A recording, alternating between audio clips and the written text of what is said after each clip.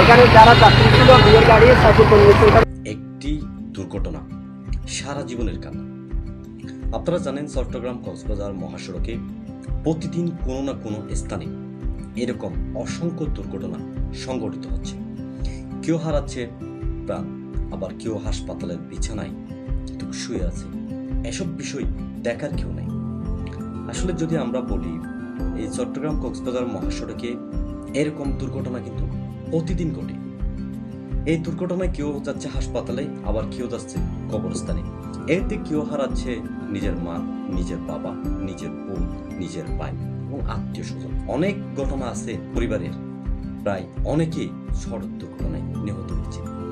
দর্শক দেখুন, একটু সতর্ক হলে কিন্তু এই দুর্ঘটনা থেকে কিন্তু বাঁচা সম্ভব।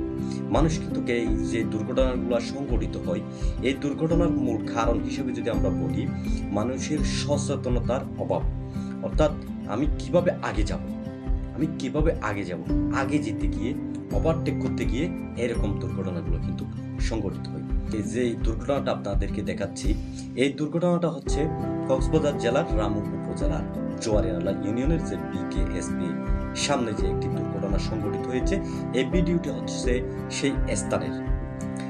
দর্শক দেখুন, আমরা যতটুকু এই ভিডিও সম্পর্কে জানতে পারি, আজকে তারা যাচ্ছিলেন বিয়ের দাওয়াত খেতে, কিন্তু তারা বিয়ের দাওয়াত খাওয়ার বদলে গেল কোথায়?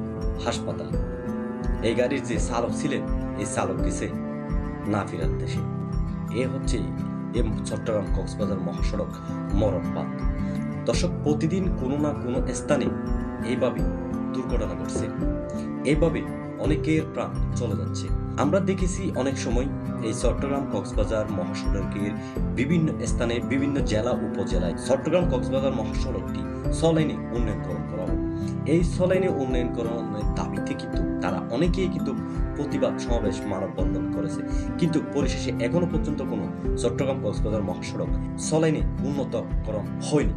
যার কারণে এই চট্টগ্রাম কক্সবাজার মহাসড়কে বিভিন্ন যে দূরপাল্লার বাস আসে এবং অনেক দূরপাল্লার বাস যেগুলো আসে, এই দূরপাল্লার বাসের কারণে এবং মহাসড়কটি মাত্র 2 লাইনের হওয়ার কারণে কিন্তু এই দুর্ঘটনাগুলো সংঘটিত হচ্ছে। প্রত্যেকের অবস্থান থেকে একটাই দাবি ছিল চট্টগ্রাম কক্সবাজার মহাসড়কটি 6 লেনে উন্নয়নকরণ করা, কিন্তু এখনো পর্যন্ত চট্টগ্রাম কক্সবাজার মহাসড়কটি 6 লেনে উন্নয়নকরণ করা সম্ভব হয়নি।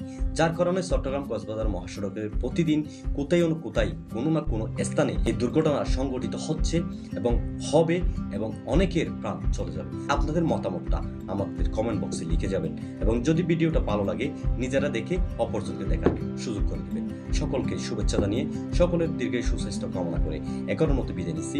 আসসালামু আলাইকুম রহমতুল্লাহি ওয়া বারাকাতুহু।